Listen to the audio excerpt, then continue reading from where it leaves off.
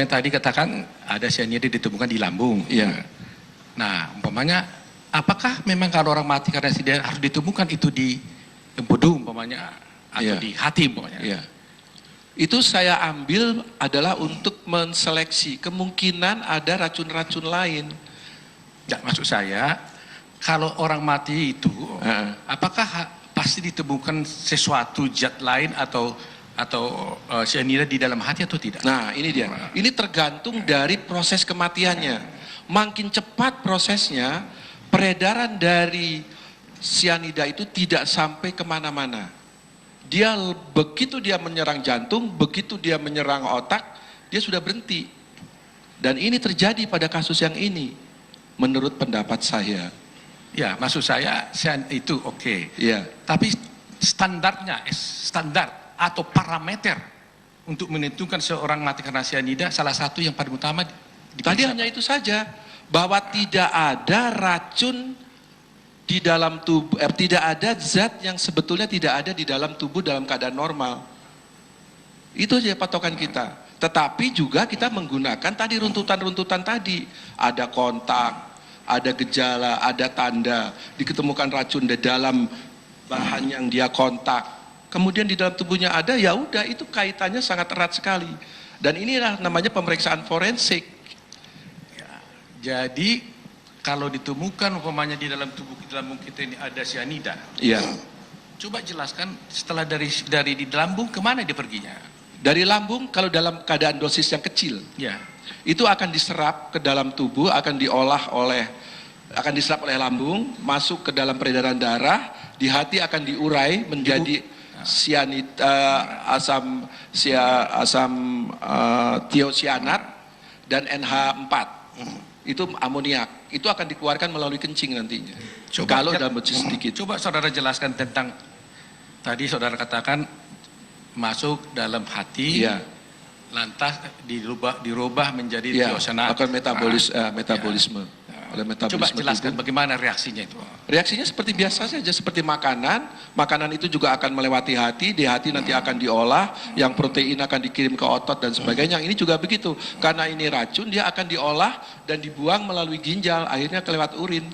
Jadi kalau racun itu masuk ke hati, maka dia bereaksi dan keluarlah namanya tiosianat itu tadi, urium. Jadi kalau orang mati selalu kemungkinannya ada ditemukan dalam hati tiosianat ini. Iya. Ada ya? Harusnya ada, tapi karena matinya cepat, proses itu belum berjalan. Proses itu belum berjalan. Seharusnya ada ya? Ada. Seharusnya syarat, karena saya baca di ahli itu juga, seharusnya parameter untuk menentukan matinya seorang ini adalah karena ditemukannya zat tiosianat di dalam hati. Pertanyaan saya, di dalam hasil lab ini ditemukan nggak tiosianat itu? Nggak ada, karena apa? Karena dia cepat sekali proses kematiannya. Nanti solusi kedapnya apa? Tidak ada ya? Tidak ada, tapi Bapak juga harus berpikir saya ngomong tidak ada, karena apa? Secara forensik itu karena prosesnya sangat cepat sekali. Hitungannya hanya detik loh Pak.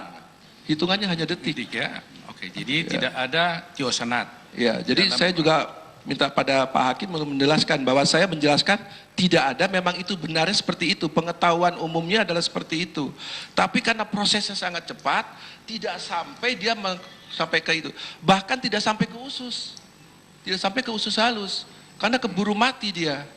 Dosisnya besar sekali, 2 kali lipat. Oke, saya tanya lagi, tadi saudara katakan karena cepatnya dia langsung menyerang jantung dan otak. Nah, bagaimana bentuk serang ke jantung itu? Apa tanda-tanda bahwa jantung itu diserang? Jantung itu diserang ya itu dia. Jadi dia berhenti bernapas. Ada di otak dia kejang-kejang. Seandainya kita periksa jantungnya, ada nggak tanda-tanda di dalam? Ada namanya bintik-bintik perdarahan. Biasanya ada bintik-bintik perdarahan. Di jantung itu ya? Iya. Di otak? Di otak itu biasanya otaknya mengalami kelainan-kelainan perdarahan juga. Perdarahan kecil-kecil, bukan yang namanya stroke. Bukan yang namanya stroke. Terutama adalah pada batang otak. Batang otak itu yang mengatur pernapasan dan kerja jantung. Itu kalau keserang itu, semua orang pasti akan mati biasanya. Karena memikirkan Pak, dokter. Iya. Karena Bapak mengatakan seharusnya dicek jantung, seharusnya cek kepala, sehingga kan kita merasa sayang, loh kenapa nggak diperiksa? Padahal kalau diperiksa kan lebih akurat. Kan begitu dokter. Ya, tapi kan Bapak nggak tahu kenapa polisi meminta seperti itu. Itu kan mungkin ada pertimbangan-pertimbangan lain. Iya, makanya jadi seandainya kalau polisi minta hanya organ di lambung, Bapak hanya bisa periksa itu aja ya? Lah iyalah. Nggak bisa periksa tubuhnya? Nggak bisa, karena kan harus membuka. Begitu ya? Iya. Tapi menurut saudara sebaiknya sebenarnya semua ya? Menurut saya sebaiknya itu. Iya. Sebaiknya itu.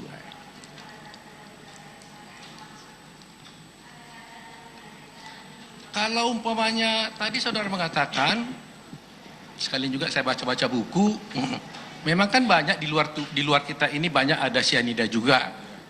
Tadi Bapak katakan ada dalam singkong, ada dalam rokok, apel juga ada. Apa ada? Ada apel juga ya. Jadi kalau umpamanya atau di coklat ada coklat. Coklat saya nggak tahu persis ya. Apel ada ya. Apel. Nah, jadi kalau dia makan apel sebelumnya, ada kemungkinan juga ada dong di dalam lambungnya. Ada kemungkinannya. Ya, di dalam karena kecil kan? Iya, karena kecil. 0,2 kan kecil sekali itu kan? Iya. Jadi bisa juga itu dari makanan begitu ya? Bisa. Tapi kan dia nggak makan makanan apel. Bapak kan nggak tahu. Kan kelihatan di TV. Di berita acara ada. CCTV kan ada. Di berita acara ada. Nanti itu udah Bapak. Nanti. Ada kan? Ada. Iya. Tapi Bapak begini Pak, kalau jumlahnya sedikit itu tidak banyak menyebabkan efek karena dia di metabolisme tadi itu Pak. Jadi dia dikeluarkan. Iya, jadi sudah benar Bapak. Karena kita temukan kan 0,2. Iya. Bapak bilang tadi mungkin karena makanan, antara lain apel, ya kan? Iya. Nah, Bapak kan akhirnya mengambil kesimpulan bahwa matinya ini karena cyanida karena ada dokter lain ahli mengatakan lethal dosisnya bla bla bla ditemukan bla bla bla kan begitu. Jadi nanti itu biarlah mereka yang ceritakan Pak gitu maksud saya. Biarkan Bapak di sini kan begitu. Gitu. Jadi baunya cyanida itu seperti almond ya? Iya, seperti buah almond, kacang almond. Nggak ada di Indonesia, biasanya cuma di Eropa saja. Enak dong almond ya? Iya, dan hanya 60% dari korban dari kita ini tidak dapat mencium baunya. Hanya 40% orang. Jadi nggak bau busuk ya? Enggak bau busuk sebetulnya. Kalau murni almond ya. Kalau murni cyanida. Saya juga sering makan almond soalnya enak sekali tuh.